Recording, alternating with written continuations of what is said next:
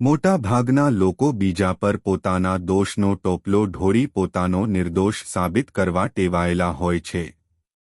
આ માનવ સ્વભાવની એક સામાન્ય વૃત્તિ છે. ઘણીવાર માણસ પોતાની ભૂલો સ્વીકારવા તૈયાર રહેતો નથી. પોતે ખોટું કર્યું હોય તો પણ તે બીજાને જવાબદાર ઠેરવવાનો પ્રયત્ન કરે છે. લોકો પોતાનું અહંકાર બચાવવા માટે અથવા પોતાને સાચા બતાવવા માટે દોષ બીજા પર મૂકી દે છે. આથી તેમને થોડોક સમય માટે સંતોષ મળે, પણ હકીકતમાં તે આત્મવિકાસમાં અવરોધ બને છે. સાચી પ્રગતિ માટે માણસે પોતાની ભૂલો ઓળખવાનો અને સુધારવાનો પ્રયત્ન કરવો જોઈએ. બીજાને દોષ આપવાથી સમસ્યા ઉકેલાતી નથી, માત્ર સત્યથી દૂર લઈ જાય છે.